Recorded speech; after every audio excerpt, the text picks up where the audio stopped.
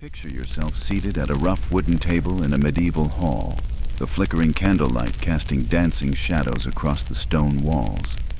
Before you lies what passes for a feast in these distant times, yet the reality would shock even the most adventurous modern palate. The bread is coarse and gritty, mixed with sawdust and chalk to stretch the precious flour. The meat, if you're fortunate enough to have any, is tough and stringy, preserved in so much salt it burns your tongue. And that goblet of wine, watered down to a pale shadow of its former self, barely safer to drink than the contaminated well water outside. Welcome to the treacherous world of medieval dining, where every meal was a gamble with death itself. While we often romanticize the Middle Ages as a time of chivalrous knights and grand banquets, the harsh reality is that food could quite literally kill you. Not just from starvation, though that was certainly a constant threat, but from a dozen different dangers that lurked in every morsel, every sip, every supposedly nourishing bite. The very air in a medieval kitchen was thick with more than just cooking smoke. It carried the stench of rotting meat, the buzz of flies feasting on spoiled fare, and the ever-present threat of contamination from the animals that shared living spaces with their human masters. In a world without refrigeration, proper sanitation, or even a basic understanding of germs, the simple act of eating became a daily dance with disaster. Consider the plight of the common peasant, whose diet consisted primarily of a thin gruel called pottage, made from whatever scraps could be found. Barley, rye, and oats formed the base, often supplemented with turnips, cabbage, and if they were truly blessed, a few withered peas. This monotonous fare was not merely unappetizing but dangerously unbalanced, lacking the essential nutrients needed to sustain a healthy body. Scurvy ravaged communities, leaving people with bleeding gums, loose teeth, and eventually death if left untreated. But it wasn't just the poor who suffered. Even the wealthy, with their grand feasts and exotic delicacies, faced unique perils at their lavishly appointed tables. The very spices that marked their elevated status, imported from distant lands along treacherous trade routes, could mask the telltale signs of spoilage. A nobleman might feast on what appeared to be a succulent roasted peacock, only to fall violently ill from meat that had turned rancid during the long journey from kitchen to table. The medieval world knew no safe harbor from contamination. Bakeries, the cornerstone of daily sustenance, became breeding grounds for deception and danger.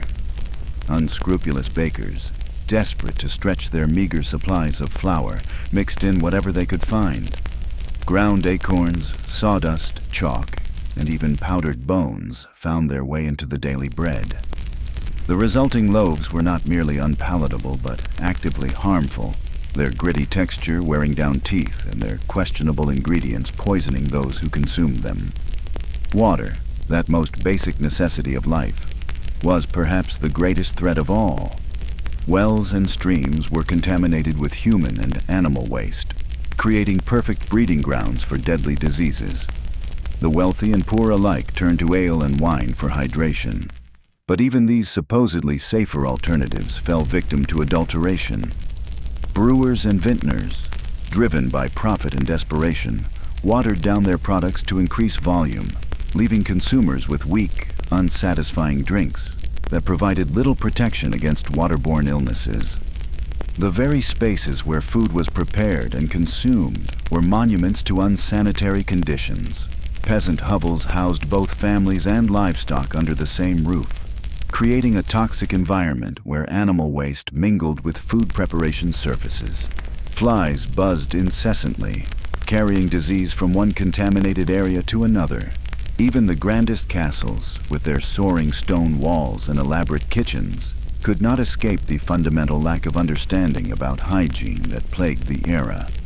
The church, wielding immense power over daily life, imposed additional hardships through its strict dietary regulations. Fasting periods, particularly the 40 days of Lent, forced already malnourished populations to further restrict their intake. For peasants barely surviving on their meager rations, these religious obligations could mean the difference between life and death. The irony was not lost on those who watched their children grow gaunt and weak while adhering to spiritual dictates that seemed to favor suffering over sustenance. Disease stalked every meal like a patient predator. The Black Death, which decimated a third of Europe's population, found fertile ground in the unsanitary conditions that surrounded food preparation and consumption. Rats and fleas thrived in the filth of medieval cities, carrying plague from household to household with devastating efficiency. But plague was merely the most dramatic of the threats. Dysentery, typhoid, and a host of other ailments claimed lives daily, their spread facilitated by the very act of eating and drinking. Even preservation methods, developed out of necessity to combat spoilage, created their own dangers. Salting, the most common technique, often involved salt of questionable purity, contaminated with harmful impurities. Smoking and drying could mask the signs of decay while failing to eliminate the underlying contamination. What appeared to be safely preserved food might harbor deadly bacteria, ready to strike down the unsuspecting consumer. The medieval spice trade, romanticized in tales of adventure and exotic flavors, reveals another dimension of culinary danger. Merchants like the fictional Giovanni de Marinoli risked their lives crossing vast deserts and treacherous seas to bring cinnamon, pepper, and cloves to European tables. But these precious commodities, worth more than their weight in gold, were often adulterated along their journey. Fake spices, contaminated supplies, and the sheer difficulty of maintaining quality during long voyages meant that even the wealthy could never be certain of what they were consuming. The preservation of meat presented particularly acute challenges. Without refrigeration, medieval cooks relied on salt, smoke, and drying to prevent spoilage. But these methods were imperfect at best, and the line between preserved and putrid was often thin. Salted pork might appear safe while harboring dangerous bacteria. Smoked fish could mask the telltale signs of decay, and dried meats, tough as leather and often just as unappetizing, provided little nutrition while posing significant health risks. The very tools and techniques of medieval cooking contributed to the danger. Wooden bowls and utensils, impossible to properly sanitize, harbored bacteria in their porous surfaces. Clay vessels, often poorly fired, could leach harmful substances into food. Iron cookware, while durable, could rust and contaminate dishes with metal particles. Even the act of cooking over open flames presented risks, as improperly cooked meat could harbor parasites and bacterial infections. The social hierarchy of medieval society created additional layers of food-related danger. The wealthy, with their elaborate feasts and exotic ingredients, faced risks from spoiled delicacies and contaminated imports. The poor, subsisting on scraps and foraged foods, risked poisoning from toxic plants and contaminated water sources. Neither wealth nor poverty provided true protection from the dangers that lurked in every meal. As we delve deeper into this treacherous culinary landscape, we'll explore how these dangers manifested in daily life, from the humblest peasant cottage to the grandest royal banquet hall. We'll examine the specific ways that medieval food could kill, the desperate measures people took to avoid starvation, and the tragic irony of a world where the very act of eating, meant to sustain life, so often brought death instead. The medieval world was a place where hunger and plenty existed side by side, where the quest for sustenance was fraught with peril, and where every meal was a testament to human resilience in the face of seemingly insurmountable odds. In this harsh reality, survival itself was a daily victory, and the simple act of living to see another dawn was never guaranteed. Now that we've explored the toxic foundations of medieval dining, let's turn our attention to perhaps the most insidious threat lurking in every medieval kitchen, the very methods used to preserve food. You might think that salting, smoking, and drying would make food safer, but in the hands of medieval cooks, these techniques often became death traps disguised as dinner. Picture this: a medieval housewife carefully packing strips of pork into wooden barrels, layering them with coarse salt that's been contaminated with dirt, sand, and who knows what else. The salt itself, often harvested from polluted coastal areas or mined from questionable sources, could harbor dangerous bacteria and parasites. But this contaminated salt was considered a luxury compared to what many families had to work with. The wealthy might afford imported salt from distant lands, but even this supposedly premium product could be adulterated with cheaper substances like ground limestone or even poisonous minerals. Salt merchants, driven by profit and desperation, would mix their precious commodity with anything that looked similar and weighed the same. The result? Food preservation that was more like slow poisoning, but salt wasn't the only culprit. The smoking process, while effective at driving out moisture, created its own deadly hazards. Medieval smokehouses were crude affairs, often nothing more than small enclosed spaces where meat hung over smoldering fires. The smoke itself could be toxic, especially when created from resinous woods or materials contaminated with mold and rot. Imagine the horror of a family gathering around their evening meal, unknowingly consuming meat that had been smoked with wood infected with deadly fungi.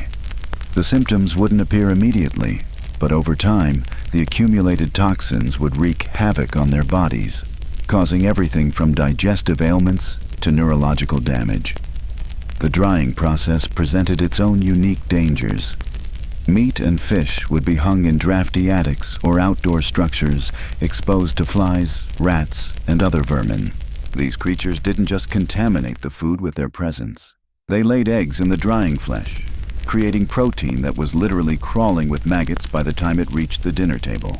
One particularly disturbing account from a 13th century monastery describes how the brothers discovered that their stores of dried fish had become so infested with insects that the entire supply writhed and moved when disturbed.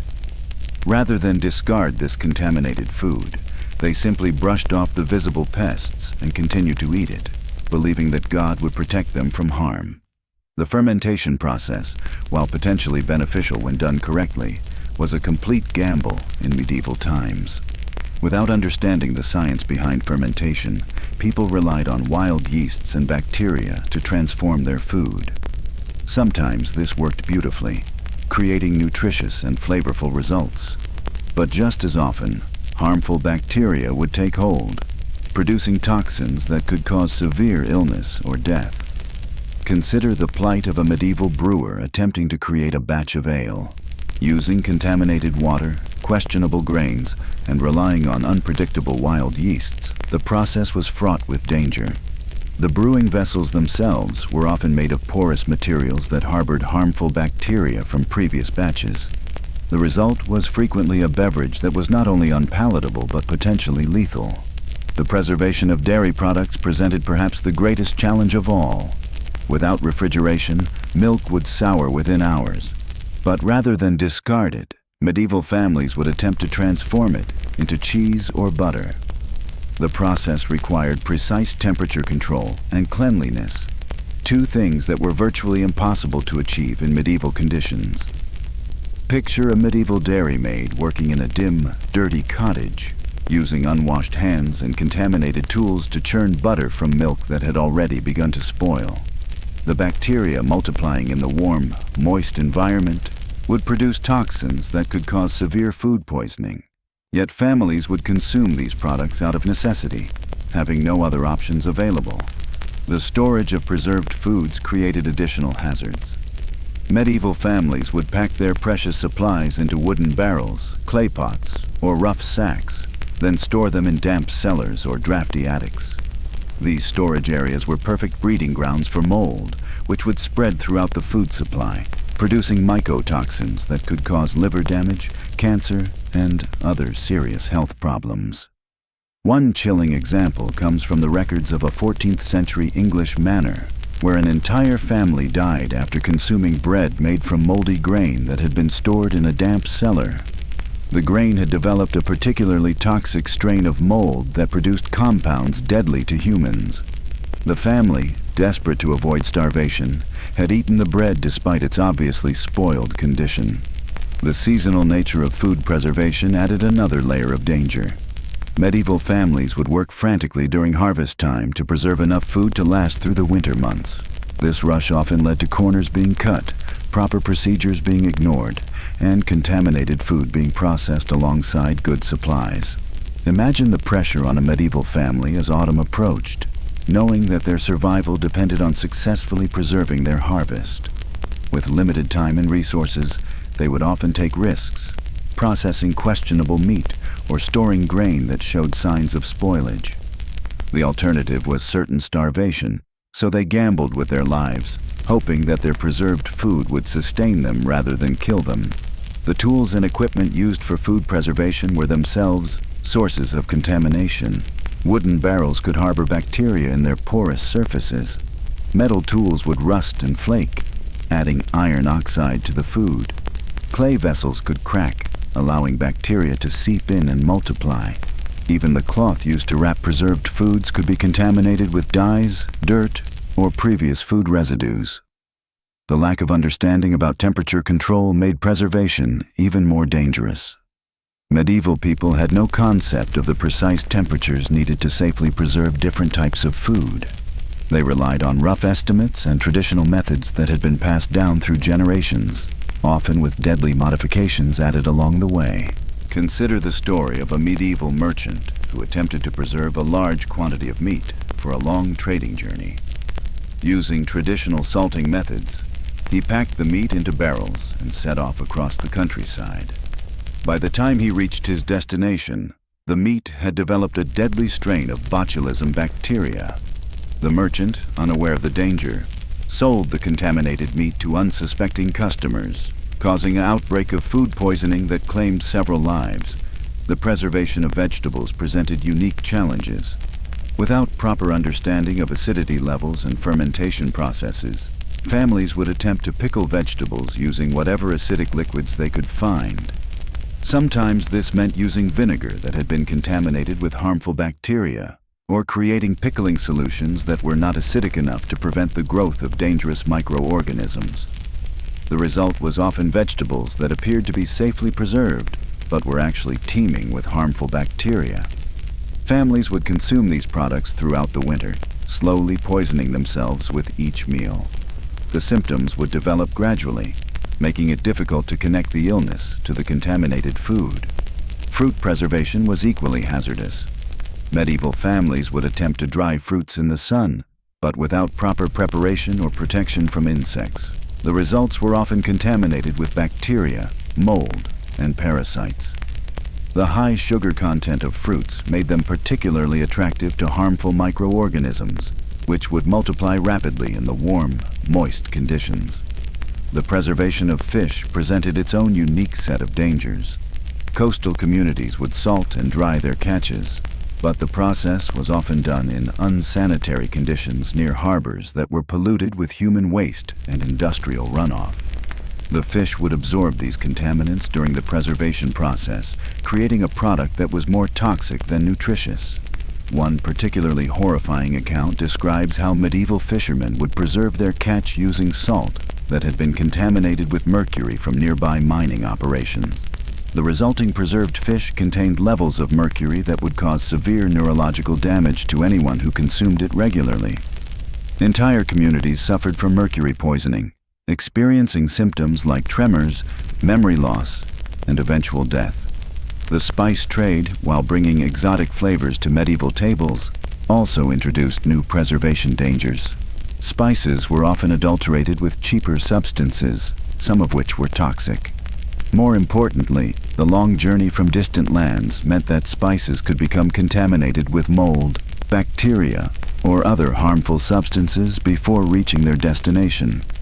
Medieval cooks would use these contaminated spices liberally in their preserved foods, believing that the strong flavors would mask any signs of spoilage. Instead, they were adding additional toxins to already dangerous preserved foods, creating a perfect storm of contamination that would slowly poison anyone who consumed them. The preservation of meat was perhaps the most dangerous of all medieval food practices.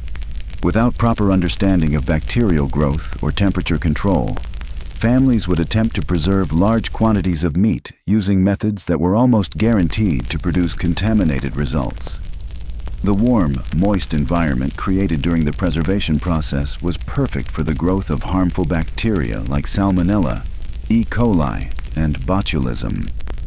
Consider the plight of a medieval family attempting to preserve a pig they had slaughtered for winter food.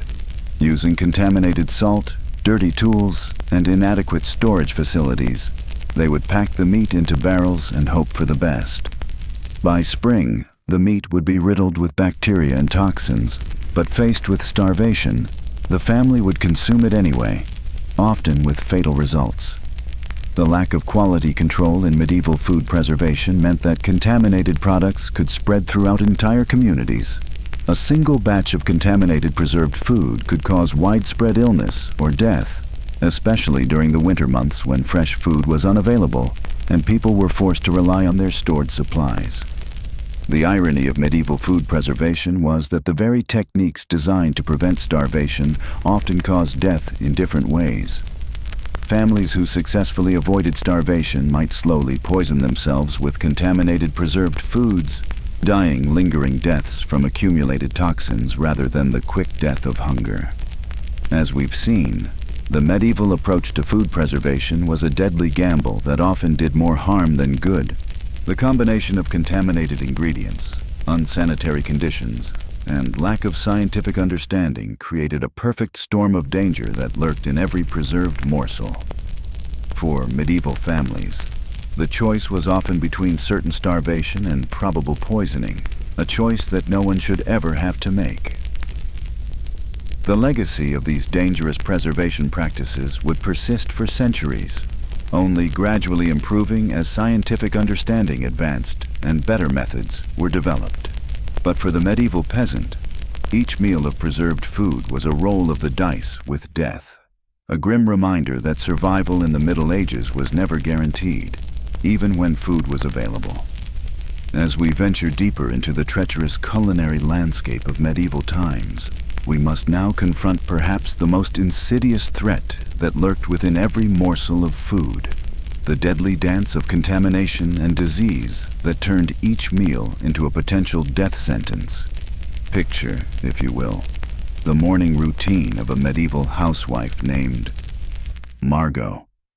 She rises before dawn in her cramped cottage, the earthen floor beneath her feet still damp from the previous night's condensation. The air is thick with the smell of smoke from the dying embers of her hearth, mingling with the pungent aroma of the family pig that shares their living space. As she reaches for yesterday's leftover pottage, she notices a thin film of mold beginning to form on the surface. In our modern world, this would be cause for immediate disposal, but for Margot, living in constant fear of starvation, she simply skims off the visible mold and reheats the remaining gruel for her family's breakfast. This scene, played out countless times across medieval Europe, illustrates the fundamental reality that our ancestors faced: the choice between potential illness and certain hunger. The very act of eating had become a calculated risk, a gamble with death that the poor could not afford to avoid. The contamination crisis that plagued medieval food was not merely a matter of poor hygiene, though that certainly played its part. It was a systematic breakdown of every aspect of food safety that we now take for granted.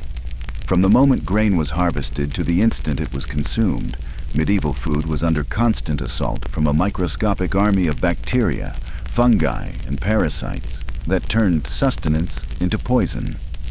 Consider the journey of a simple loaf of bread from field to table.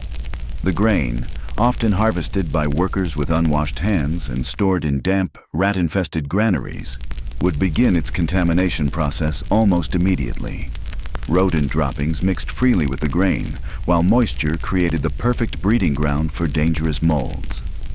The ergot fungus, in particular, was a silent killer that grew on rye and other grains, producing compounds that caused hallucinations, gangrene, and agonizing death. The symptoms of ergot poisoning, known as St. Anthony's fire, were so horrific that they seemed to medieval minds like divine punishment. Victims would experience burning sensations in their extremities as their limbs literally began to rot away. The lucky ones died quickly. Others endured weeks of torment as their fingers and toes blackened and fell off. Entire villages would sometimes be struck down by ergot-contaminated bread, creating scenes of mass hysteria and death that fed into the medieval obsession with apocalyptic visions. But ergot was just one of many fungal threats that turned grain into poison.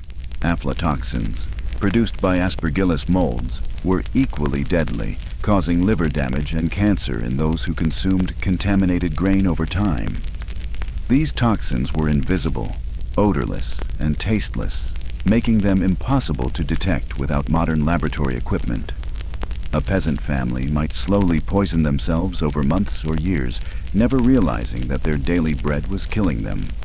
The milling process offered no reprieve from contamination. Medieval mills, typically located near rivers or streams, were damp environments where mold and bacteria flourished. The millstones themselves, often made from porous materials, harbored dangerous microorganisms in their crevices. Flour that emerged from these mills was already teeming with pathogens, and the addition of water to make dough created an ideal environment for bacterial multiplication. Even the baking process, which should have killed many harmful organisms, was often inadequate. Medieval ovens, heated by wood fires, rarely achieved consistent temperatures. The interior of a loaf might remain insufficiently heated, allowing dangerous bacteria to survive. Bread that appeared perfectly baked on the outside could harbor deadly contamination within. The contamination of meat products was even more horrifying. Without refrigeration, meat began to spoil within hours of slaughter, especially during the warmer months. The process of putrefaction was not merely unpleasant, it was deadly. As meat decomposed, it produced toxins that could cause severe food poisoning, dysentery, and death. The smell of rotting meat was so common in medieval kitchens that many people simply accepted it as normal. Preservation methods, while intended to prevent spoilage, often introduced new forms of contamination. Salt, the most common preservative, was frequently contaminated with harmful minerals and bacteria. The salt mines from which it was extracted were often located in areas with poor sanitation, and the salt itself was transported in filthy containers over long distances. By the time it reached the consumer, salt intended to preserve food had become a vector for disease. The salting process itself was fraught with danger. Meat that was not properly cleaned before salting would trap bacteria beneath the salt crust, creating anaerobic conditions perfect for the growth of botulism. This deadly toxin, produced by Clostridium botulinum bacteria, was one of the most feared killers of the medieval period. Unlike other forms of food poisoning, botulism attacked the nervous system, causing paralysis and death within days. The symptoms of botulism were terrifying to medieval observers. Victims would begin with difficulty swallowing and speaking, followed by double vision and muscle weakness. As the toxin spread through their nervous system, they would become completely paralyzed while remaining fully conscious. Death came slowly, as the muscles controlling breathing gradually failed. To medieval minds, this appeared to be demonic possession or divine punishment, adding a supernatural terror to an already horrific death. Smoking, another common preservation method, introduced its own deadly complications. The wood used for smoking was often contaminated with molds and fungi, and the smoke itself could carry dangerous compounds. Improperly smoked meat became a breeding ground for bacteria, while the smoking process sometimes created carcinogenic compounds that caused cancer in those who consumed the meat regularly. The contamination of fish and seafood was particularly devastating for coastal communities. Fish that had been dead for hours or days before processing were already swarming with bacteria. The primitive methods of cleaning and gutting fish left dangerous pathogens throughout the flesh. Salt fish, a staple of the medieval diet, was often contaminated with bacteria that thrived in the salty environment. The transportation of food products across medieval Europe created countless opportunities for contamination. Merchants traveling along trade routes would carry their goods in dirty containers, exposing them to dust, insects, and animal waste. A wheel of cheese that began its journey in perfect condition might arrive at its destination crawling with maggots and bacteria, Even the containers used to store and transport food were sources of contamination. Wooden barrels, clay pots, and leather bags were rarely cleaned properly and often harbored dangerous microorganisms. The porous nature of these materials made them impossible to sanitize, ensuring that each new batch of food would be contaminated by the remnants of previous contents. The water used in food preparation was perhaps the most dangerous element of all. Medieval water sources were contaminated with human and animal waste, making them breeding grounds for cholera, dysentery, and typhoid. When this water was used to make bread, cook vegetables, or prepare beverages, it introduced deadly pathogens into every meal. The impact of contaminated food on medieval society was catastrophic. Entire populations lived in a constant state of low-level poisoning, their bodies weakened by the cumulative effects of consuming contaminated food daily. This chronic poisoning made them vulnerable to epidemic diseases and contributed to the shockingly low life expectancy of the period. The wealthy, despite their access to better food, were not immune to contamination. Their elaborate feasts, featuring dozens of dishes prepared hours in advance, were breeding grounds for bacteria. The longer food sat on the table, the more dangerous it became. Many noble deaths attributed to surfeit or overeating were likely cases of severe food poisoning from contaminated delicacies. The psychological impact of constant food-related illness was profound. Medieval people lived in terror of their next meal, never knowing whether it would nourish or kill them. This fear permeated every aspect of food culture, from the prayers said before meals to the elaborate rituals surrounding food preparation. The contamination crisis also had profound social implications. The poor, who could not afford to discard questionable food, suffered disproportionately from food-borne illness. This created a cycle of poverty and disease that trapped entire generations in misery. The rich, who could afford to waste contaminated food, still faced risks from their more elaborate and exotic dishes. The medieval approach to dealing with contaminated food was based on superstition and ignorance rather than scientific understanding. People believed that strong spices could counteract the effects of spoiled food, leading to the dangerous practice of heavily seasoning rotten meat.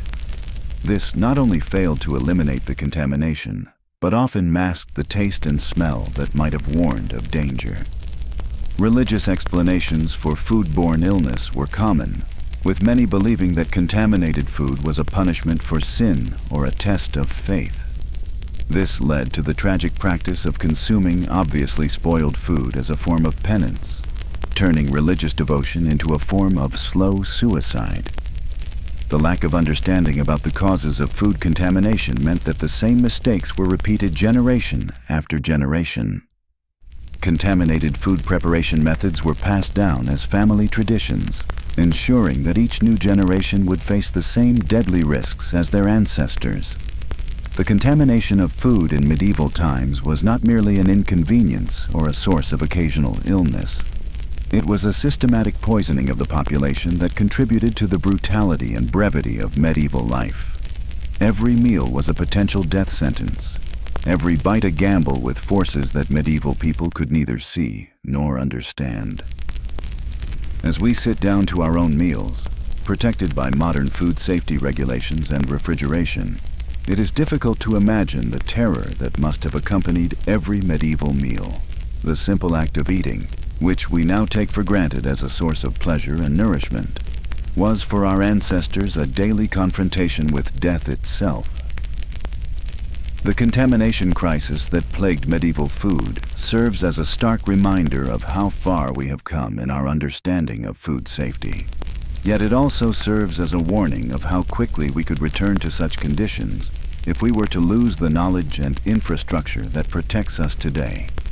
The medieval experience of contaminated food is not merely a historical curiosity, but a testament to the importance of the systems that keep our food safe and our tables free from the specter of death. Welcome back to this exploration of medieval culinary dangers, where we've already seen how contaminated ingredients, poor preservation, and unsanitary conditions turned every meal into a potential death sentence. But the story of medieval food safety doesn't end with spoiled meat and moldy bread. The very systems designed to regulate and distribute food often made matters worse, creating new pathways for illness and death. Picture yourself as a medieval merchant, loading your cart with precious salt from the coastal regions. This white gold is your ticket to prosperity, but it's also carrying deadly secrets. The salt production methods of the time were primitive at best, with seawater evaporated in shallow pans that collected not just sodium chloride, but also harmful bacteria, parasites, and toxic algae. Workers with open wounds would handle the salt, contaminating entire batches with their blood and pus. The storage facilities were equally problematic, with salt stored in damp warehouses where rats freely defecated and urinated, introducing diseases like plague and typhus directly into the food preservation system. This contaminated salt was then distributed across Europe, used to preserve meats and fish that would sustain families through harsh winters. But instead of preservation, it often accelerated decay and introduced new pathogens. The irony was devastating. The very substance meant to keep food safe was making it lethal. Consider the case of the Flemish fishing fleet of 1347.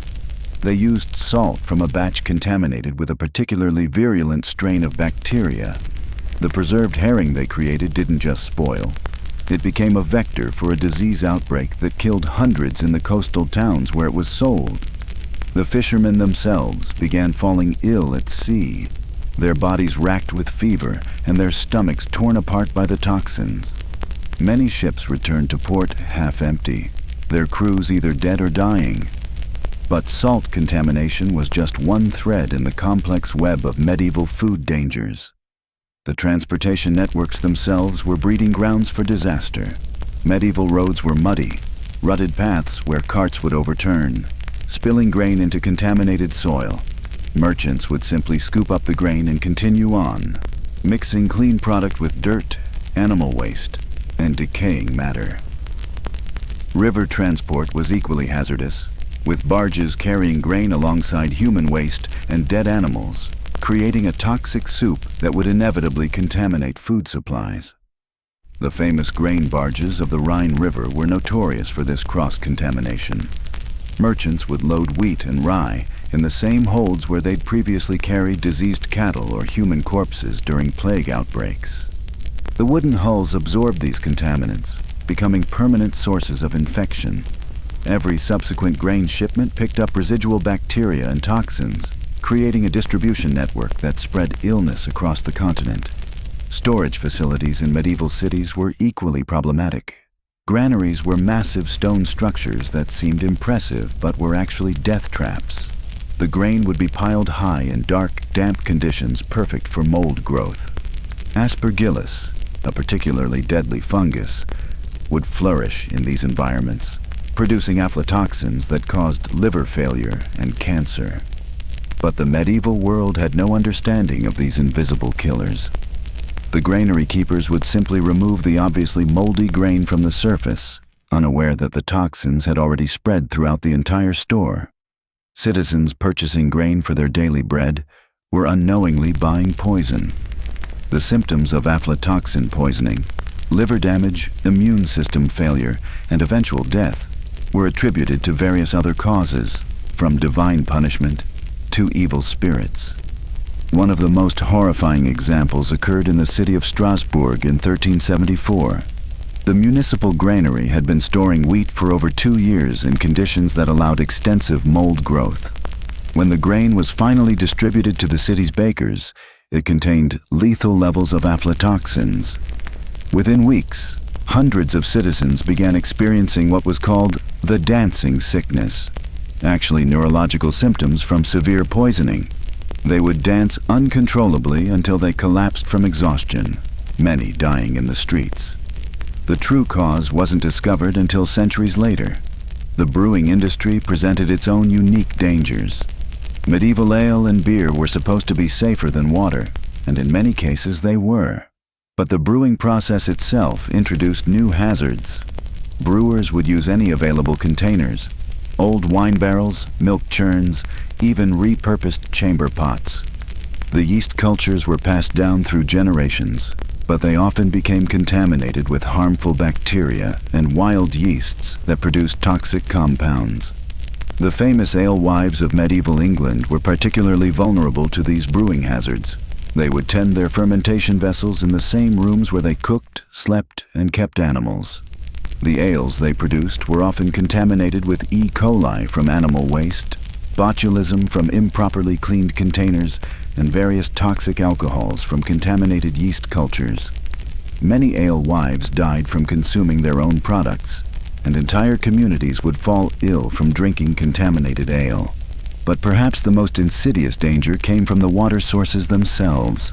Medieval cities dumped their waste directly into rivers and streams, creating a cycle of contamination that affected everything from drinking water to irrigation.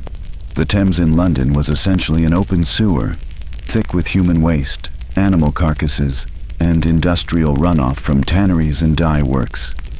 This poisoned water was used to brew ale, cook food, and wash dishes, creating a constant source of cholera, typhoid, and dysentery. The wealthy tried to protect themselves by having their water drawn from private wells, but these were often contaminated by seepage from nearby latrines and burial grounds. The famous well at Westminster Abbey was found to be directly connected to the monastery's sewage system, meaning the monks were essentially drinking their own waste. The irony was that many of these religious communities were renowned for their long-lived members, but this was despite their water quality, not because of it.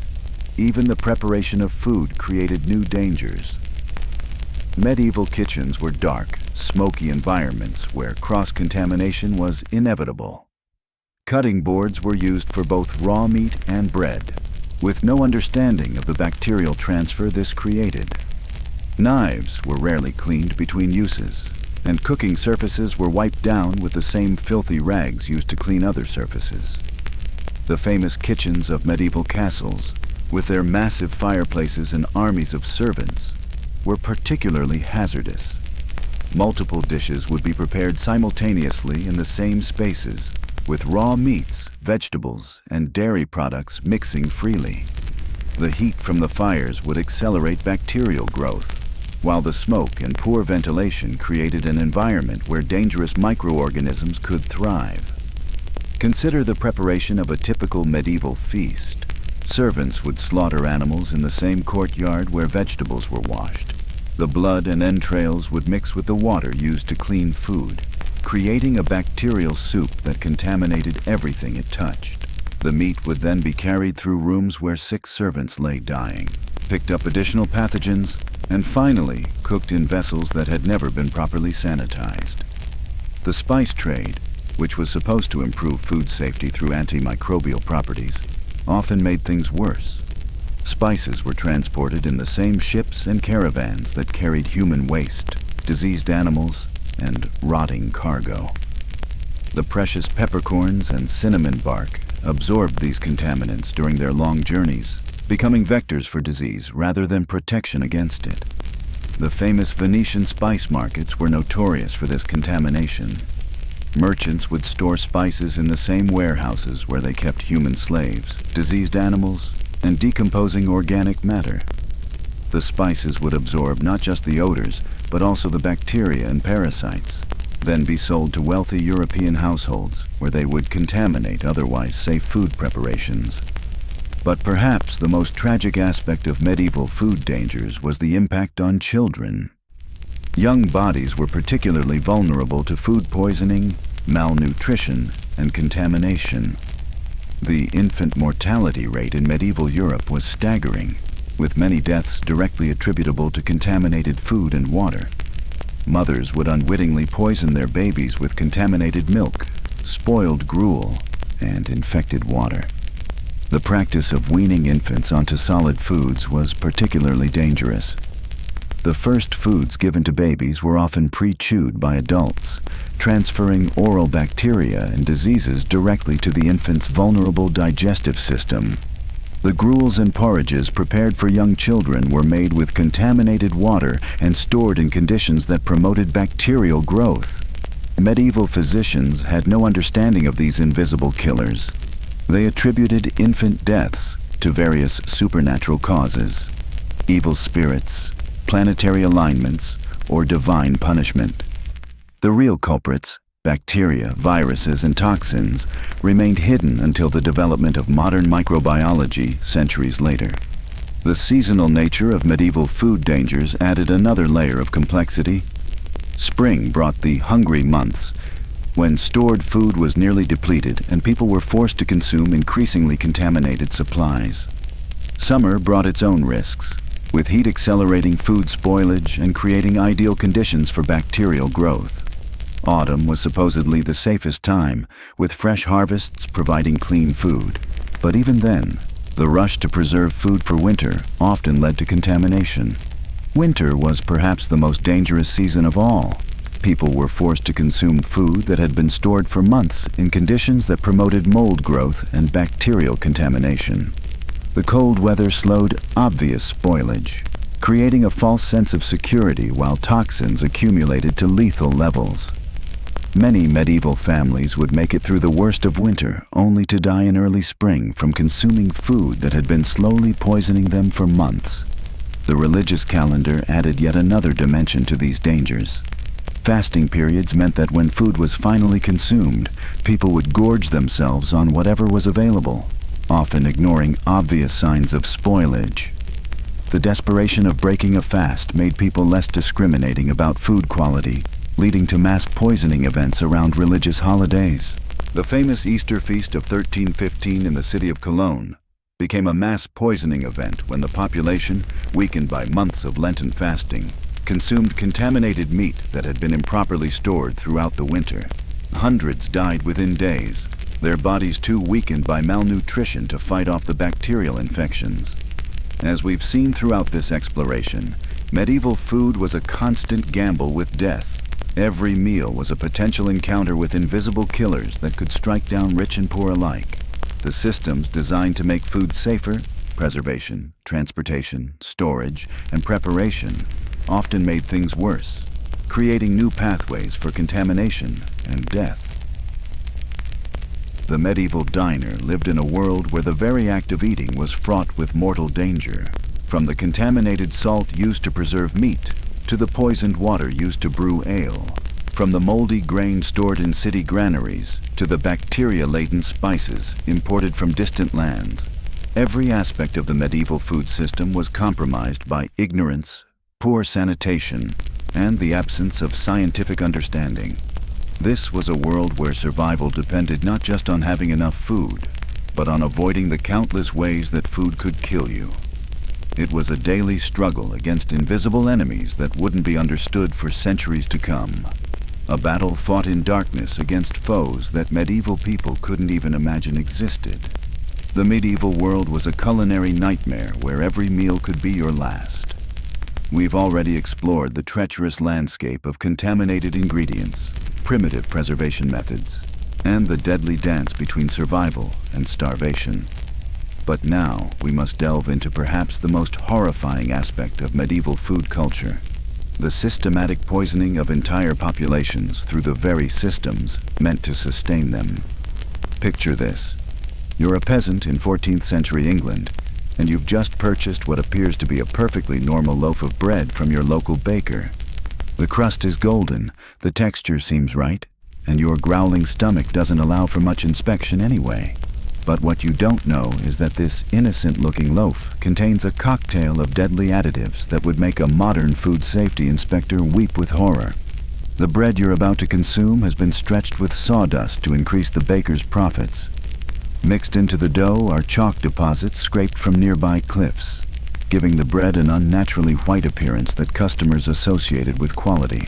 Ground acorns, bitter and difficult to digest, have been added to bulk up the loaf. And perhaps most disturbing of all, the flour itself has been contaminated with ergot, a fungus that grows on rye and other grains, containing compounds that would later be synthesized into LSD. This wasn't an isolated incident of one rogue baker trying to make a quick profit. This was systematic food fraud that occurred across medieval Europe, turning the most basic staple of human nutrition into a weapon of mass destruction. The ergot contamination alone was responsible for outbreaks of what medieval chroniclers called holy fire, or St. Anthony's fire, a condition that caused hallucinations, convulsions, and a burning sensation in the limbs that felt like being consumed by flames from within. But the horror of medieval food safety extended far beyond just bread. The brewing industry was equally corrupt and dangerous. Alewives, the women who brewed and sold beer in medieval towns, faced impossible economic pressures that drove them to increasingly desperate measures. Clean water was scarce, and ale was often the only safe alternative to potentially contaminated wells and streams. Yet this supposed safety net was itself a trap. Consider the plight of Agnes the alewife, whose story represents thousands of similar cases across medieval Europe. Agnes had inherited her brewing business from her mother, and like many women of her time, she depended on it for survival. But when grain prices soared due to poor harvests, Agnes faced a terrible choice: close her business and face destitution, or find ways to stretch her increasingly expensive raw materials. The solution she chose was water, lots of it. Agnes began diluting her ale to dangerous levels, creating a weak, barely alcoholic beverage that provided little of the nutritional value that medieval people depended on. But watering down ale wasn't just about reducing alcohol content. The water Agnes used came from the same contaminated sources that made ale necessary in the first place. She was essentially serving her customers a cocktail of river water, animal waste, and whatever minimal alcohol remained after dilution. The consequences were predictable and devastating. Customers who relied on Agnes's ale for their daily caloric intake found themselves malnourished and vulnerable to disease.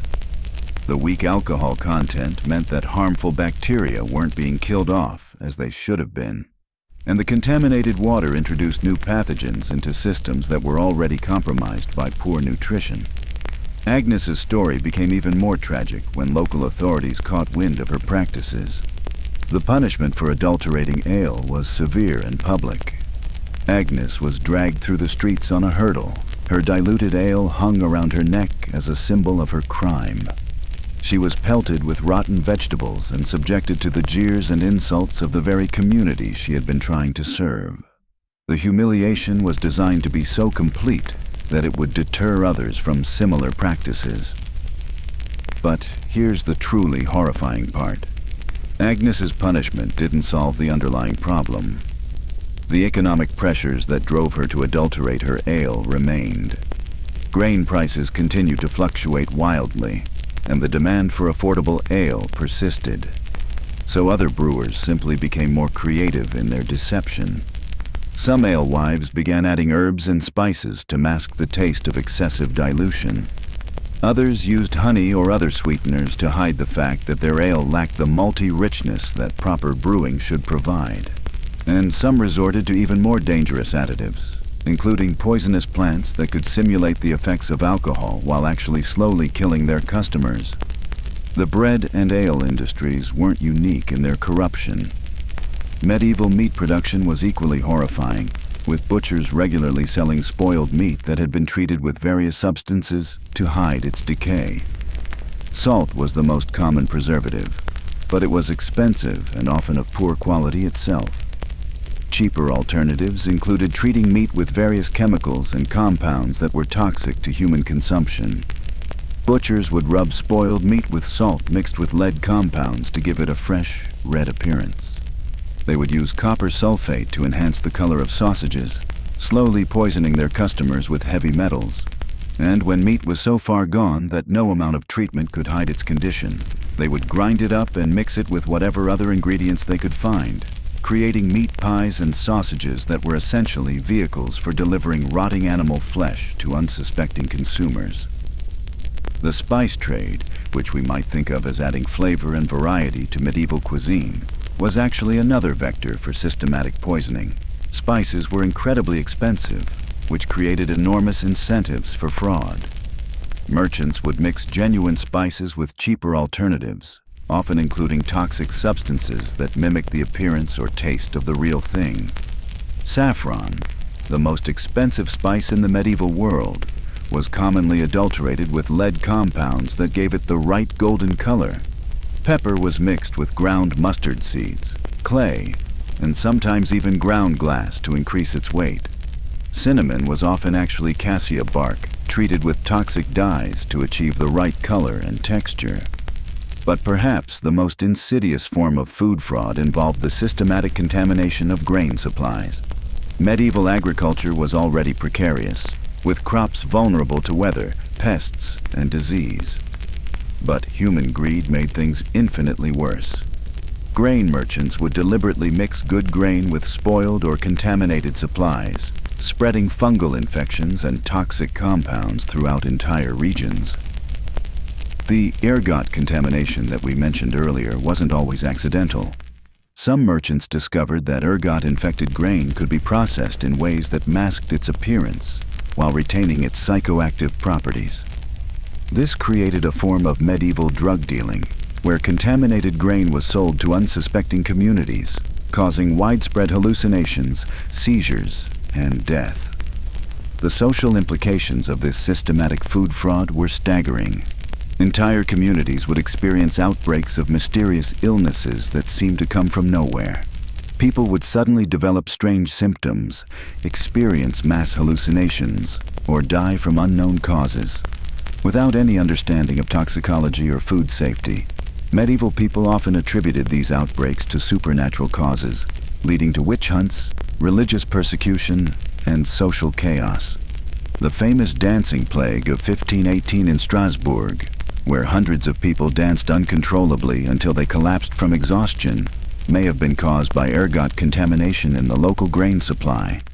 Similar outbreaks occurred throughout medieval Europe, creating a climate of fear and superstition that made rational responses to food safety problems impossible. Even more disturbing was the way that food fraud became normalized and institutionalized.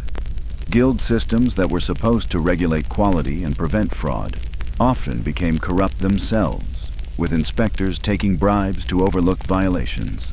The very people who were supposed to protect consumers from dangerous food practices became complicit in the system that was poisoning them.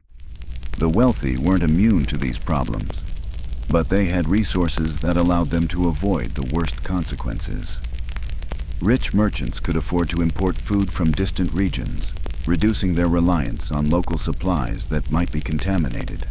They could employ food tasters to test their meals before eating them, and they had access to medical care that, while primitive by modern standards, was still better than what was available to the general population. This created a vicious cycle where the poor were systematically poisoned by the food system, while the rich were protected by their wealth. The more money you had, the safer your food was likely to be.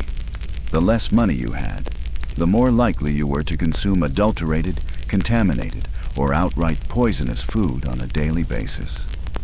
The situation was made worse by the complete lack of any systematic approach to food safety. There were no government agencies testing food for contaminants, no standardized production methods, and no way for consumers to know what they were actually eating. The only protection people had was their own knowledge and experience, which was often inadequate to detect sophisticated forms of fraud. Medieval people did develop some folk wisdom about food safety. They learned to be suspicious of unusually white bread, which might contain dangerous additives. They knew to avoid meat that had an unusual color or smell, and they understood that some vendors were more trustworthy than others. But this knowledge was limited and often ineffective against the sophisticated fraud that was being perpetrated. The economic incentives for food fraud were simply too strong to be overcome by individual vigilance. When the difference between profit and loss, or even survival and starvation, could depend on how much you could stretch your raw materials, the temptation to adulterate food was overwhelming. And when the penalties for getting caught were severe, but the chances of being caught were low, many people chose to take the risk. This systematic poisoning of the food supply had profound effects on medieval society beyond just the immediate health consequences. It created a culture of mistrust and suspicion that affected all aspects of life. People couldn't trust their neighbors, their local merchants, or even the basic systems that were supposed to sustain them. This erosion of social trust made cooperation more difficult and contributed to the general atmosphere of fear and uncertainty that characterized much of medieval life. The long-term health effects of this constant exposure to contaminated food were catastrophic. Medieval people suffered from chronic malnutrition, not just because food was scarce, but because the food they did have was often adulterated with substances that interfered with proper nutrition. Lead poisoning from contaminated spices and meat treatments caused neurological damage that affected entire generations. Ergot poisoning caused reproductive problems that reduced fertility and increased infant mortality. Perhaps most tragically, the people who suffered most from this systematic food fraud were often the ones who could least afford it. Poor families who spent most of their income on food had no choice but to buy whatever was available, regardless of its quality or safety. They couldn't afford to be selective, and they couldn't afford to waste food that might be contaminated. So they ate what they could get and hoped for the best. This created a form of class-based biological warfare, where the poor were slowly poisoned by the very systems that were supposed to nourish them. The wealthy could avoid most of these problems through their superior purchasing power, while the poor were systematically weakened and killed by the food they consumed. The medieval food system wasn't just inadequate or primitive. It was actively dangerous, turning the most basic human need into a weapon against the very people it was supposed to serve. Every meal was a gamble, every purchase a potential death sentence, and every day a struggle against not just hunger, but the systematic poisoning of an entire civilization. This wasn't just a matter of ignorance or lack of technology. It was a deliberate choice made by people who valued profit over human life, who saw the suffering of others as an acceptable cost of doing business, and who created systems that turned food from a source of nourishment into a vector for widespread death and suffering. The medieval world didn't just fail to feed its people adequately. It actively poisoned them, creating a culinary nightmare that makes our modern food safety problems seem trivial by comparison. The medieval peasant's stomach churned as he gnawed on a piece of bread that tasted more like sawdust than sustenance. This wasn't an unusual occurrence in his daily life, but rather a grim reminder of how dangerous even the most basic foods could be. While we've explored the systematic poisoning that plagued medieval society through contaminated ingredients and fraudulent practices, the true horror lay in how these deadly meals were prepared, served, and consumed in conditions that would make modern food safety inspectors faint. Picture, if you will, a typical medieval kitchen. The air hung thick with smoke from an open hearth, where chunks of questionable meat sizzled over flames that had been burning for days. There was no running water, no refrigeration, no understanding of bacteria or germs. Instead, there was a world where food preparation was a daily dance with death, where every meal was a gamble, and where the very act of eating could be your last. The kitchen itself was a breeding ground for contamination. Wooden cutting boards, stained black with years of use, harbored countless pathogens that multiplied in the warm, moist environment. These boards were rarely cleaned properly, if at all, and certainly never sanitized. The same knife that had been used to gut a fish in the morning would slice bread in the afternoon, cross-contaminating everything it touched. Blood, grease, and food particles accumulated in the cracks and crevices of these implements, creating perfect nurseries for harmful bacteria. Water, the most basic necessity for both cooking and cleaning, was often the most dangerous ingredient in any medieval kitchen. Wells were frequently contaminated by human and animal waste that seeped through the soil. Rivers and streams served as both water sources and sewage systems, creating a toxic cocktail that medieval cooks unknowingly used to prepare their meals. When they did attempt to clean their utensils and surfaces, they were often making the contamination worse, spreading deadly microorganisms throughout their workspace. The storage of food was equally hazardous. Without refrigeration, medieval cooks relied on various preservation methods that often introduced their own dangers. Meat was hung in smoky rafters where it collected dust, insects, and the droppings of rodents. grain was stored in wooden barrels that provided perfect hiding places for rats and mice, whose waste products mixed freely with the food supply. Even the salt used for preservation was often contaminated with dirt, sand, and other impurities that could cause illness. But perhaps most shocking of all was the complete lack of understanding about food safety. Medieval cooks had no concept of bacterial contamination, no knowledge of proper cooking temperatures, and no awareness of the dangers lurking in their ingredients. They would taste raw meat to check for spoilage, using their tongues as primitive testing devices. They would leave cooked food sitting out for hours or even days, allowing harmful bacteria to multiply exponentially. They would mix fresh ingredients with those that were clearly going bad, believing that cooking would somehow neutralize any problems. The preparation methods themselves were fraught with danger. Meat was often cooked unevenly, with the outside charred while the inside remained raw and teeming with parasites. Vegetables were rarely washed properly, if at all, and were often contaminated with soil that contained human waste used as fertilizer. The very act of kneading bread dough involved unwashed hands that had touched everything from animal carcasses to human waste, transferring countless pathogens directly into the food. Consider the story of a medieval baker named Willem, who worked in a small town outside of London.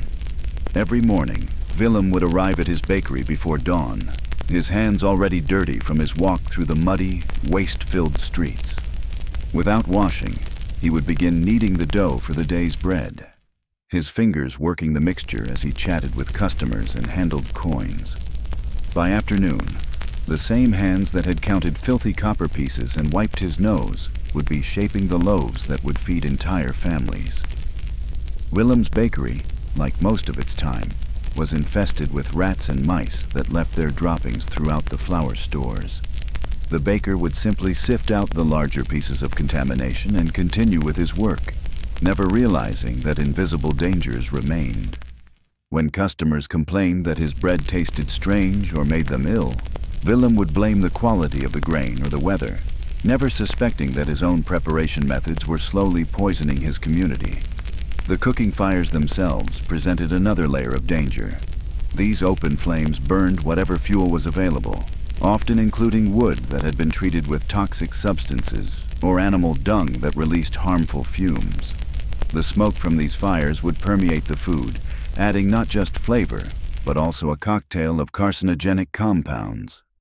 Pots and pans were made from materials that could leach dangerous substances into the food, particularly when heated to high temperatures. Medieval cooks had no thermometers, no timers, and no standardized measurements. They relied on intuition and experience to determine when food was properly cooked, often with disastrous results. Meat that looked cooked on the outside might harbor deadly parasites within. Vegetables that appeared fresh might be riddled with harmful bacteria. Even dairy products, when they were available, were often contaminated with bacteria that could cause severe illness or death. The serving of food was no less dangerous than its preparation. Plates and bowls were made from wood or pewter, materials that were difficult to clean and often harbored bacteria in their porous surfaces. The same vessel that had held raw meat might later be used for cooked food, with only a cursory rinse in contaminated water to clean it. Communal eating was common, with multiple people sharing from the same dish, spreading illness from person to person with each bite. Spoons and other eating utensils were rare and precious, often shared among family members or even strangers. These implements were washed infrequently and inadequately, becoming vectors for disease transmission. The practice of using bread as plates, known as trenchers, meant that the very foundation of the meal could be contaminated with whatever had been served on it previously. The medieval dining experience was further complicated by the presence of animals in and around eating areas. Dogs, cats, and even pigs would wander freely through kitchens and dining halls, their waste products mixing with food scraps on the floor. These animals would lick plates and bowls, contaminating them with bacteria from their mouths and fur. Even the rushes and straw that covered floors would become saturated with animal waste, food scraps, and human refuse, creating a toxic carpet that released harmful vapors with every step. Food handlers themselves were walking disease vectors. Medieval people bathed infrequently, if at all, and their clothes were rarely washed. Cooks would work while ill, spreading their sickness to everyone who consumed their food. Open wounds were common and often infected, yet food handlers would continue their work, allowing pus and blood to contaminate the meals they prepared. The concept of staying home when sick was foreign to people who lived on the edge of starvation and couldn't afford to miss work. The transportation of food from farm to table introduced countless opportunities for contamination. Merchants would travel for days or weeks with their goods, often sleeping alongside their wares in conditions that would horrify modern observers. Food would be exposed to dust, rain, animal waste, and human contamination throughout these journeys. By the time it reached its destination, what had once been fresh produce or quality meat had become a biological weapon waiting to strike. Markets and food stalls were breeding grounds for disease. Vendors would display their wares in open air, exposed to flies, dust, and human contact. Customers would handle food with unwashed hands, examining and rejecting items that would then be sold to other buyers. The same surfaces that held fresh fish in the morning would display meat in the afternoon, with no cleaning in between. Blood and other fluids would pool on tables and floors, creating perfect environments for bacterial growth. Even the wealthy, with their elaborate feasts and seemingly abundant resources, were not immune to these dangers. Their kitchens were larger and their ingredients more varied, but the fundamental problems remained the same. In fact, the complexity of noble meals often introduced additional risks, as exotic ingredients and elaborate preparation methods created new opportunities for contamination. The preparation of a royal banquet was a particularly hazardous affair. Dozens of cooks and servants would work in cramped conditions, their unwashed hands touching every ingredient. The same knives that carved exotic meats would slice fruits and vegetables, spreading contamination throughout the meal. The lengthy preparation times meant that some dishes would sit for hours before being served, allowing harmful bacteria to multiply to dangerous levels. Nobles often demanded elaborate presentations that prioritized appearance over safety. Peacocks would be roasted and then reassembled with their feathers, creating countless opportunities for contamination. Sugar sculptures and other decorative elements would be handled by numerous people, each adding their own contribution to the bacterial load. The very extravagance that was meant to impress guests often served to poison them instead. The preservation methods used by the wealthy were no safer than those employed by peasants. Exotic spices and imported salt were often contaminated with foreign bacteria and parasites. The elaborate sauces and marinades that were designed to enhance flavor often masked the taste of spoilage, allowing contaminated ingredients to pass undetected. Even the finest wines and ales could harbor dangerous microorganisms that would cause severe illness. The serving staff in noble households were no cleaner than their peasant counterparts. They would handle food with unwashed hands, breathe on dishes as they carried them, and often sample the food they were serving. The elaborate rituals of noble dining, with their multiple courses and ceremonial presentations, created numerous opportunities for contamination as dishes passed through many hands before reaching the table. The aftermath of these meals was equally dangerous. Leftover food would be stored in conditions that promoted bacterial growth, then served again at subsequent meals.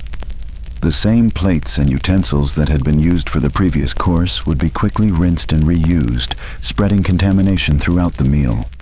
Even the tablecloths and napkins, when they existed, were rarely cleaned properly and served as repositories for bacteria and other pathogens. The cumulative effect of these unsanitary conditions was devastating. Medieval people lived in a state of constant low-level poisoning, their bodies weakened by the continuous assault of contaminated food. Their immune systems, already compromised by malnutrition and poor living conditions, were further weakened by the bacterial load they consumed with every meal. This created a vicious cycle where illness led to reduced ability to work, which led to poorer nutrition, which led to increased susceptibility to foodborne illness. The social implications of these dangerous eating conditions were profound. Families would be decimated by food poisoning, with entire households falling ill simultaneously. Communities would be weakened by recurring outbreaks of foodborne illness, reducing their ability to defend themselves or maintain their economic activities. The unpredictability of food safety meant that even the most careful families could be struck down by a single contaminated meal. Perhaps most tragically, children were the most vulnerable to these dangers. Their developing immune systems were ill-equipped to handle the bacterial assault they faced with every meal. Infant mortality rates were astronomical, with many deaths attributed to mysterious illnesses that were likely caused by contaminated food.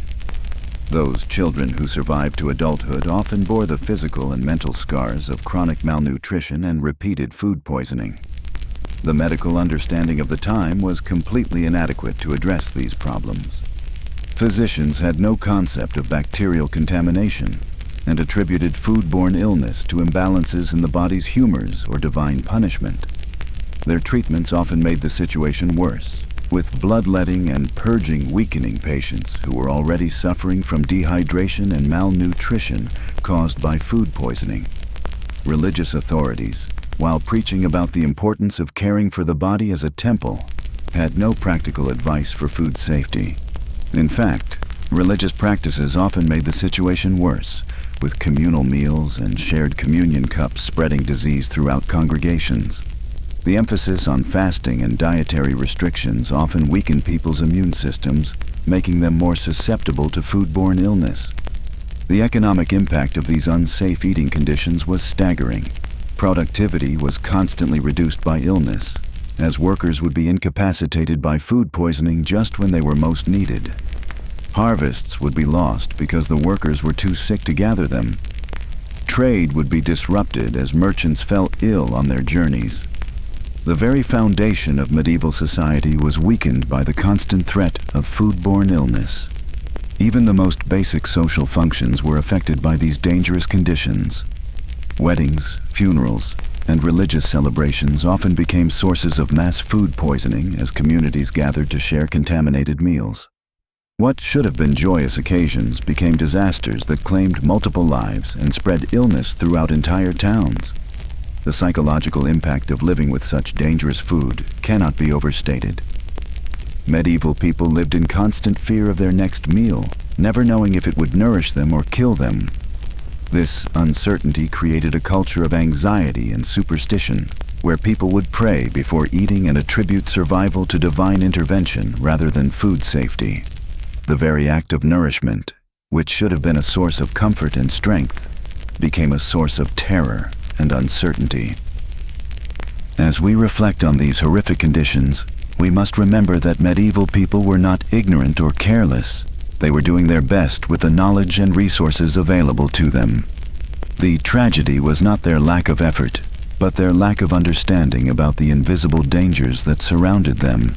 They lived in a world where every meal was a potential death sentence, where the very act of eating was a gamble with death, and where the systems designed to nourish them were slowly poisoning them instead.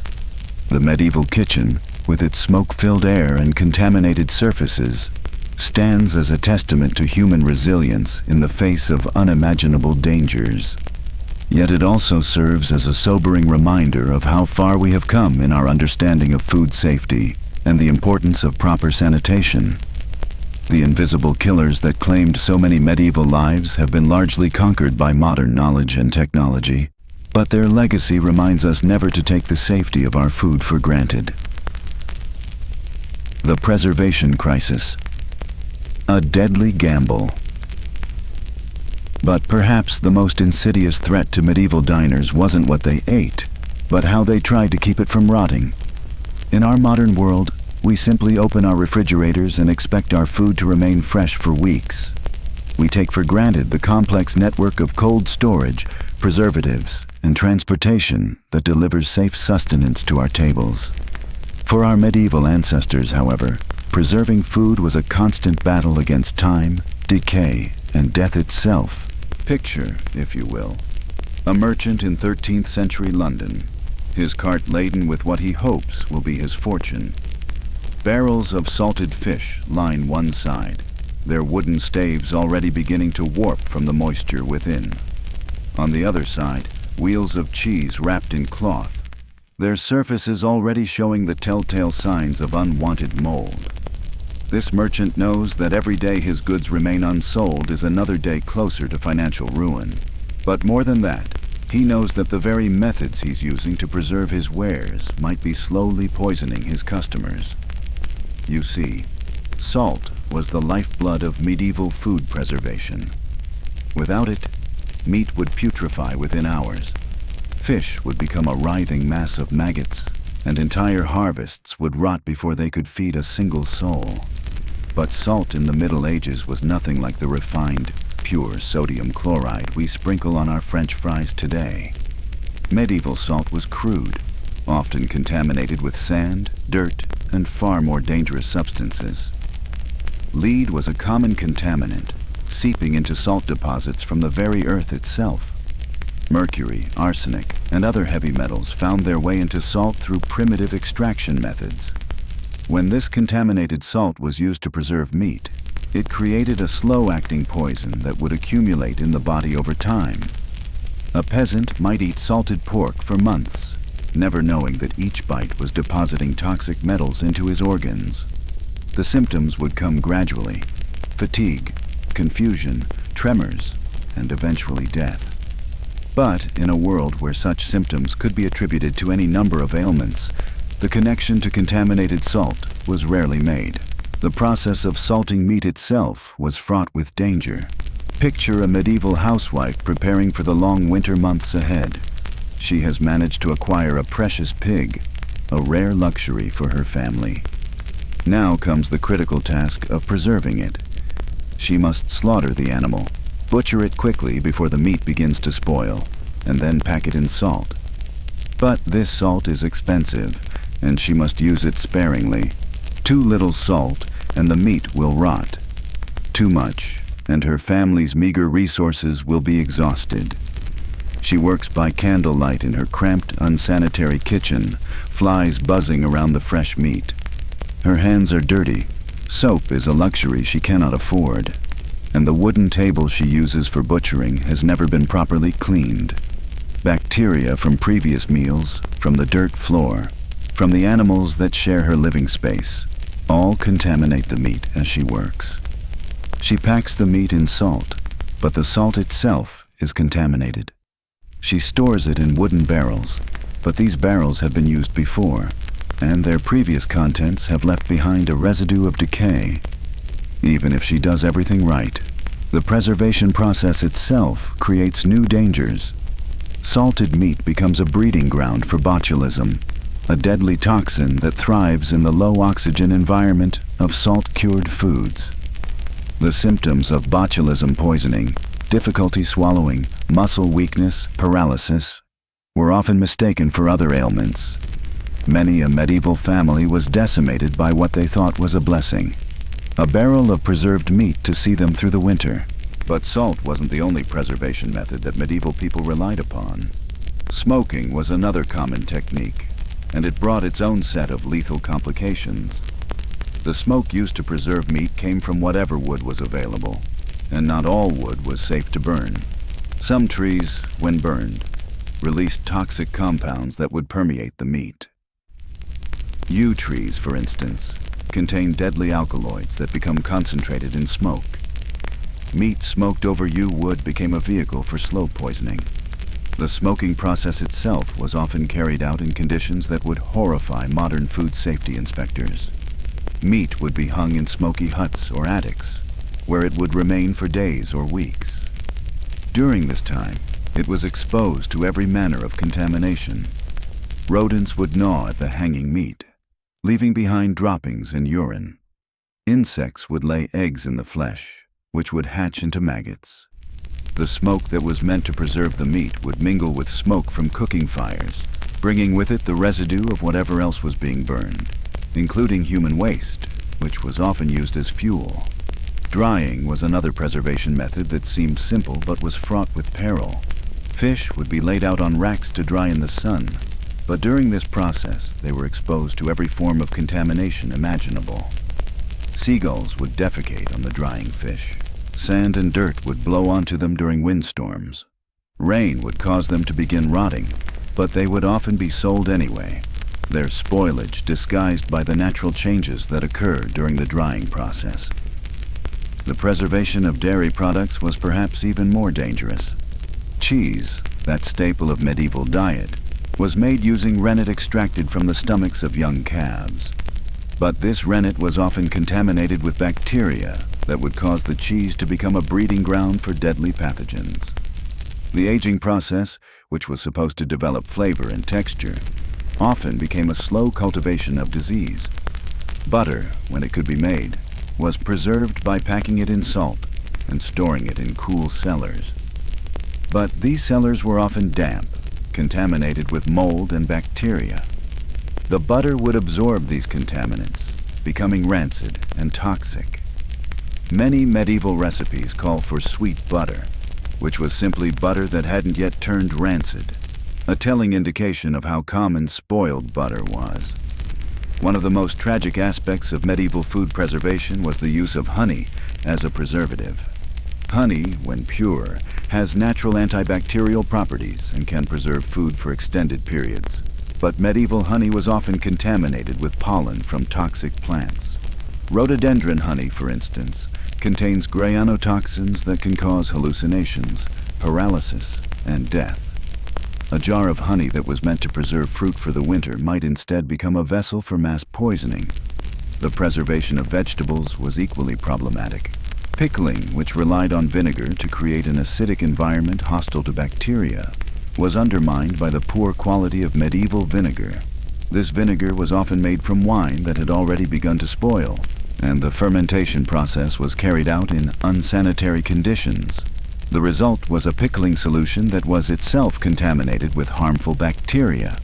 Vegetables were also preserved by storing them in root cellars, underground chambers that were meant to provide cool, stable temperatures.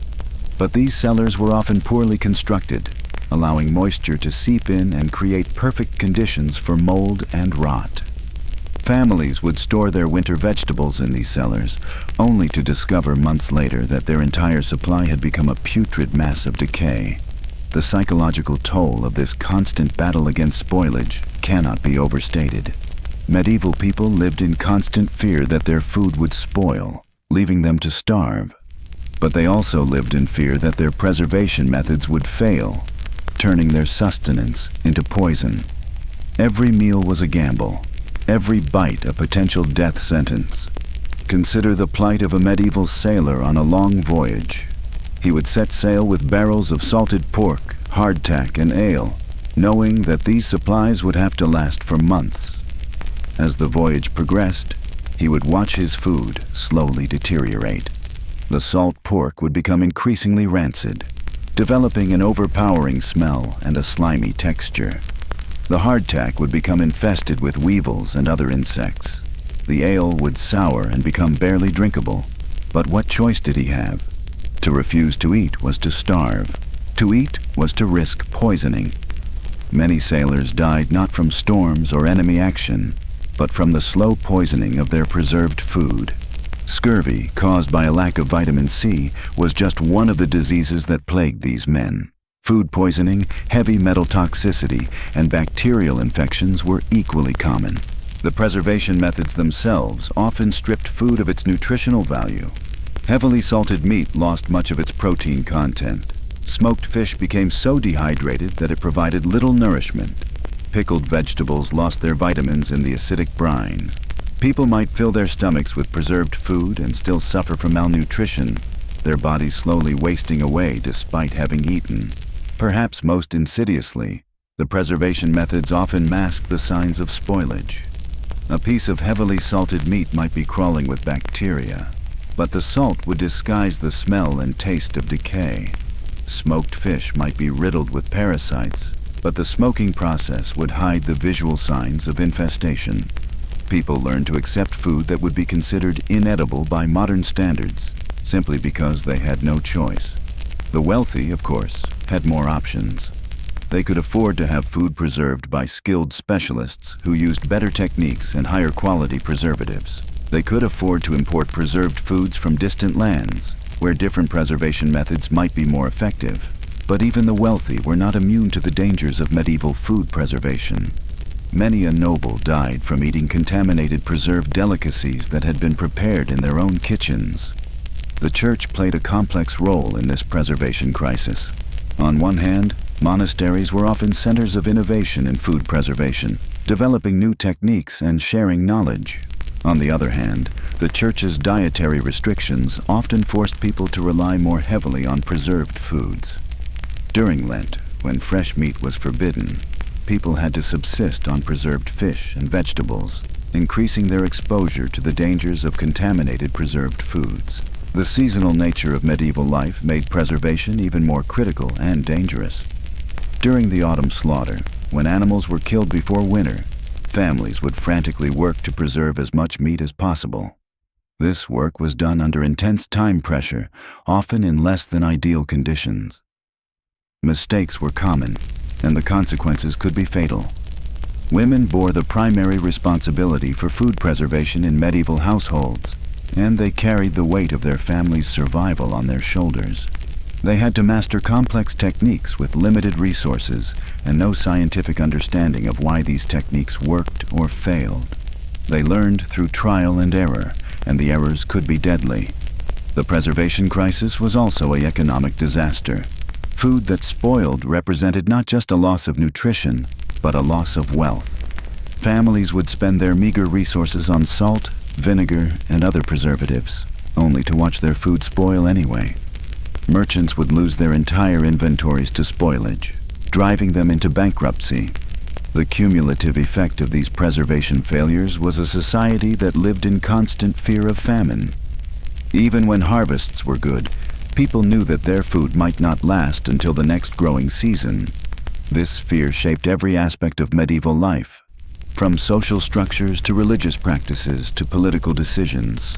As we sit in our climate-controlled homes, reaching into our refrigerators for perfectly preserved food, it's almost impossible to imagine the daily terror that medieval people faced. Every meal was a reminder of mortality, every bite a potential step toward death. The very methods they used to fight against starvation and decay often became instruments of slow poisoning. The preservation crisis of medieval times was not just a technical problem. It was a fundamental challenge to human survival. It shaped the way people thought about food, about time, about life itself. It was a daily reminder that in a world without modern technology, the simple act of keeping food safe to eat was a battle that humanity was slowly losing. And yet somehow, they endured. Through ingenuity, desperation, and sheer stubborn will to survive, medieval people found ways to preserve enough food to keep their communities alive. They paid a terrible price for this survival, but they survived nonetheless. Their struggle against the preservation crisis was one of the great, untold stories of human resilience in the face of seemingly impossible odds.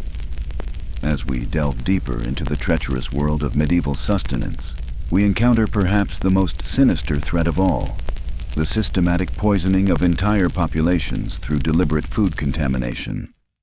This was not merely the work of desperate individuals cutting corners to survive, but an organized network of merchants, guild masters, and even government officials who profited from the slow murder of their fellow citizens. The poison trade flourished in the shadows of medieval commerce, with certain substances becoming so commonplace that they were practically ingredients in their own right. Mercury was routinely added to preserved meats, not only as a preservative, but because its metallic sheen made rotting flesh appear fresh and appetizing. Lead, with its sweet taste, was mixed into wines and ales to mask the bitter flavors of spoilage and contamination. These heavy metals accumulated in the bodies of those who consumed them, causing madness, organ failure, and agonizing death. But the most insidious poison of all was ergot, a fungus that grew on rye and other grains. When consumed, ergot caused a condition known as St. Anthony's fire, characterized by hallucinations, convulsions, and the gradual blackening and death of extremities. Entire villages would be struck by mass hysteria and death when their bread supply became contaminated. The symptoms were so horrific that many believed they were witnessing divine punishment or demonic possession. The poisoners themselves formed a shadowy underworld within medieval society. They operated through networks of corrupted bakers, brewers, and merchants who would introduce toxins at various stages of food production. A miller might add crushed glass to flour, causing internal bleeding that would manifest weeks later. A wine merchant might lace his product with antimony, a poison that caused violent vomiting and death. These criminals often targeted specific individuals or groups, using food as a weapon of assassination or ethnic cleansing. The medical knowledge of the time made these poisonings particularly devastating. Physicians had no understanding of toxicology and often attributed mysterious deaths to supernatural causes or imbalances in the body's humors. This ignorance allowed poisoners to operate with impunity, knowing that their crimes would likely go undetected and unpunished. The economic incentives for food poisoning were perverse but powerful. Contaminated food could be sold at full price while costing a fraction to produce. Dead customers told no tales, and with the high mortality rates of the era, a few extra deaths rarely raised suspicion. Some merchants even sold remedies for the very poisonings they had caused, creating a profitable cycle of death and false hope. Children were particularly vulnerable to these toxic assaults. Their smaller bodies could not process the heavy metals and organic poisons that might only sicken an adult. Lead poisoning caused developmental delays and behavioral problems that were often attributed to demonic possession or moral failing. Mercury poisoning led to the characteristic tremors and mental deterioration that earned it the name Mad Hatter's disease in later centuries. The contamination of food supplies also served as a tool of warfare and political control. Besieging armies would poison wells and grain stores, knowing that starvation and disease would accomplish what direct assault could not. Rival nobles would arrange for their enemies' food supplies to be tainted, eliminating threats without the need for open conflict. Religious minorities were frequent targets of systematic poisoning campaigns. Jewish communities, already marginalized and persecuted, found their food supplies contaminated by Christian merchants who viewed their deaths as religiously justified. During times of plague or famine, these communities were often accused of poisoning Christian food supplies, leading to violent pogroms and mass murders. The guild system, supposedly designed to maintain quality and fair practices, became corrupted by the profit motive. Guild masters would turn a blind eye to members who used toxic additives, as long as they received their share of the profits. Quality inspectors could be bribed to overlook obvious signs of contamination, and competing guilds would sabotage each other's products with deadly substances. Even the wealthy and powerful were not immune to these toxic threats. Royal food tasters, employed to detect poison in the meals of kings and nobles, often succumbed to the very substances they were meant to identify. The cumulative effects of low-level poisoning meant that even those who survived individual meals might suffer long-term health consequences that would eventually prove fatal. The psychological impact of living with constant fear of poisoning cannot be overstated. Families would huddle around their meager meals, unsure whether each bite might be their last. Trust became a luxury that few could afford, as even neighbors and friends might be complicit in the poisoning trade. This paranoia and suspicion further eroded the social bonds that held medieval communities together. The contamination of food supplies also had broader economic consequences. Trade routes became unreliable, as merchants gained reputations for selling toxic goods. Agricultural productivity declined as farmers feared that their crops might be deliberately contaminated. The constant threat of poisoning created a climate of fear that stifled innovation and economic growth. Perhaps most tragically, the poisoning of food supplies became so normalized that it was often accepted as an inevitable part of life. Parents would watch their children sicken and die from contaminated food, attributing their deaths to God's will rather than human malice. This resignation and acceptance allowed the poisoning trade to flourish with minimal resistance from the broader population. The legacy of medieval food poisoning extended far beyond the immediate deaths it caused. Entire bloodlines were eliminated through systematic contamination campaigns. Communities that had existed for centuries were wiped out by toxic food supplies. The cultural knowledge and traditions passed down through generations were lost forever when poisoning claimed entire families and villages. As we consider the horrors of medieval food poisoning, we must remember that these were not random acts of violence, but calculated crimes against humanity. The deliberate contamination of food supplies represented one of the darkest chapters in human history, a time when the most basic human need for sustenance became a weapon of mass destruction. The medieval world was not merely challenging or uncomfortable.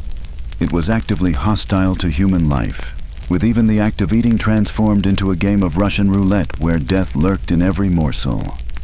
The struggle against this deadly culinary landscape wasn't just about individual survival, but about the very fabric of medieval society itself.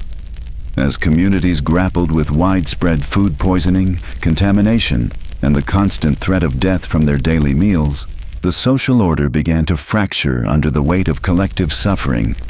Villages that had once thrived found themselves decimated not by war or plague alone, but by the slow, insidious poison of their own food supply.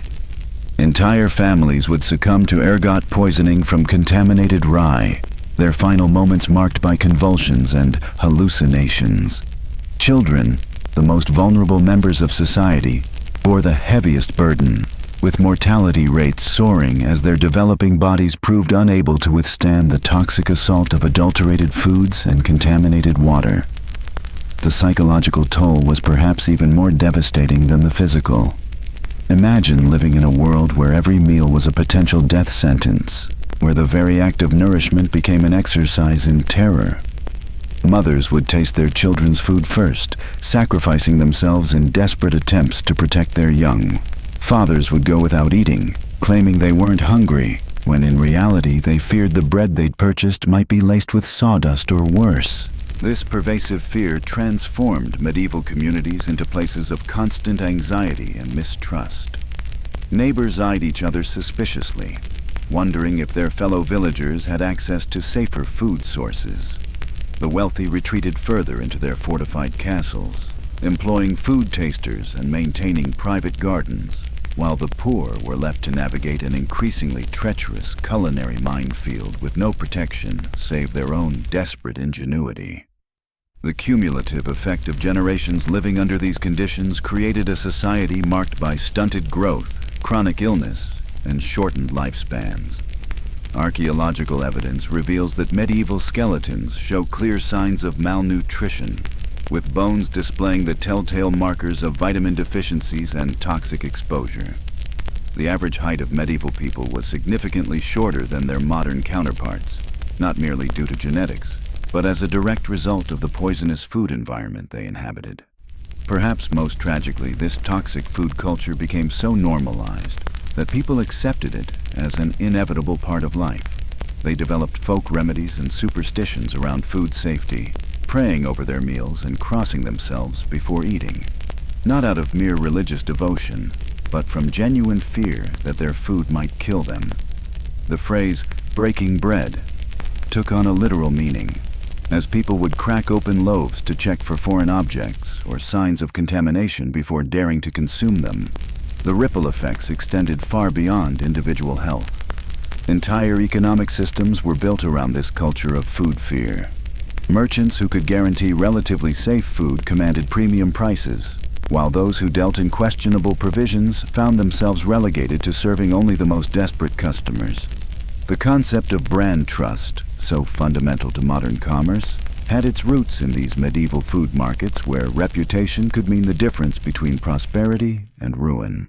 As we reflect on this dark chapter in culinary history, we're confronted with the sobering reality that for our medieval ancestors, the simple act of eating was fraught with mortal danger. Every meal was a gamble, every bite a potential step towards sickness or death. The abundance and safety we take for granted in our modern food system represents not just technological advancement, but a triumph over centuries of culinary terror that once held entire civilizations in its grip. The psychological toll of this constant threat cannot be overstated. Medieval people lived in perpetual anxiety about their next meal, never knowing if their daily bread would be their last. This fear permeated every aspect of society, creating a culture where suspicion and paranoia were not just common, but necessary survival traits. Families would carefully observe each other after meals, watching for the telltale signs of poisoning. Children learned to distrust food vendors and even their own neighbors. The simple act of sharing a meal, which should have been a cornerstone of community bonding, became fraught with tension and doubt. Religious institutions, ironically, sometimes contributed to these dangers despite their supposed moral authority. Monasteries, which were often centers of food production and distribution, were not immune to the corruption that plagued secular food systems. Some religious communities, driven by financial pressures or political motivations, engaged in the same adulteration practices as their secular counterparts. The very people who preached about moral purity were sometimes the ones poisoning their congregations through contaminated communion bread or tainted ceremonial wine. The legal system of the time struggled to address these widespread food crimes effectively. While laws existed to punish food adulteration, enforcement was sporadic and often corrupt. Judges and officials could be bribed to look the other way, and the penalties, when applied, were often insufficient to deter repeat offenses. A baker caught adding sawdust to bread might face a fine or brief imprisonment, but the potential profits from such practices often outweighed the risks. This created a vicious cycle where crime paid, and honest food producers were driven out of business by those willing to cut corners at the expense of human lives. The impact on medieval medicine was equally devastating. Physicians of the era, already working with limited knowledge and primitive tools, found themselves constantly treating mysterious ailments that we now know were caused by food contamination. They attributed sudden deaths and mass illnesses to supernatural causes, bad air, or divine punishment, never suspecting that the real culprit was the very sustenance people needed to survive. This misunderstanding led to treatments that were often more harmful than helpful, creating a double burden of food poisoning followed by medical malpractice. Women, who typically handled food preparation and preservation in medieval households, bore a disproportionate burden of responsibility and guilt. When family members fell ill or died from contaminated food, mothers and wives were often blamed, even when the contamination occurred before the food reached their kitchens. This created additional psychological stress for women who were already struggling to feed their families with limited resources and dangerous ingredients. Many women developed elaborate testing rituals, feeding small amounts of suspicious food to animals before serving it to their families. But even these precautions were often insufficient. The economic consequences rippled throughout medieval society. Entire communities could be devastated by a single contaminated grain shipment or a poisoned water source.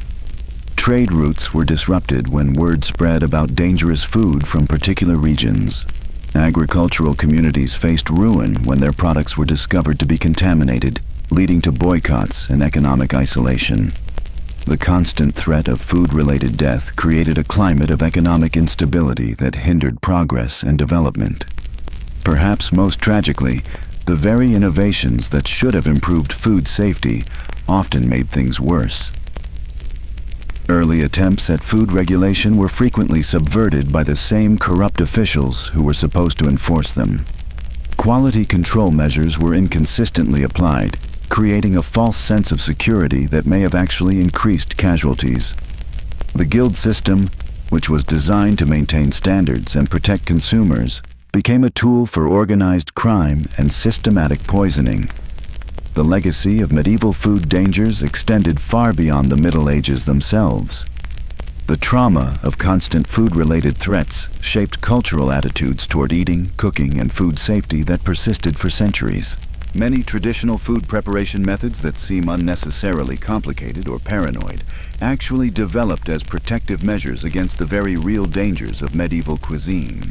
The elaborate spice combinations, lengthy cooking times, and complex preservation techniques that characterized traditional European cooking were often desperate attempts to mask contamination or kill dangerous microorganisms. Understanding this dark chapter in culinary history provides crucial context for appreciating the food safety systems we have today. Modern regulations, inspections, and quality control measures exist because previous generations paid the ultimate price for their absence. Every food safety law, every health inspection, and every quality control measure represents a hard-won victory against the chaos and corruption that once made eating a potentially fatal act. The medieval food landscape serves as a stark reminder of how quickly civilization can break down when basic systems fail. Without proper regulation, enforcement, and ethical standards, the very foundation of human survival becomes a weapon of mass destruction. The merchants who added sawdust to bread, the millers who mixed chalk with flour, and the officials who turned a blind eye to these practices were not just committing crimes against individuals, but against the fabric of society itself. Looking back at this dark chapter of culinary history, it becomes clear that medieval dining was far more than just unappetizing. It was a daily dance with death. Every meal represented a calculated risk, where contaminated bread could trigger mass hallucinations. Tainted meat could paralyze entire households, and a simple cup of wine might be laced with arsenic by a greedy merchant seeking quick profit. The systemic nature of these dangers cannot be overstated. This wasn't merely about poor hygiene or unfortunate accidents. Medieval society had created a perfect storm of deadly conditions through economic corruption, scientific ignorance, and social inequality. The wealthy could afford imported spices and fresh ingredients, while the poor subsisted on adulterated scraps that slowly poisoned them. Guild corruption meant that even regulated foods were often contaminated, while the complete absence of food safety knowledge turned preservation attempts into breeding grounds for lethal bacteria. Perhaps most tragically, these weren't isolated incidents, but widespread patterns that shaped entire generations. Chronic malnutrition weakened immune systems, making populations vulnerable to diseases that proper nutrition might have prevented. The demographic decline wasn't just from plagues and wars. It was from a food system that systematically failed to nourish and protect its people. Today, when we casually grab a meal from the refrigerator or order takeout without a second thought, we're benefiting from centuries of hard-won knowledge about food safety. The medieval period serves as a stark reminder that safe food isn't a given. It's a remarkable achievement of modern science, regulation, and social progress that we too often take for granted.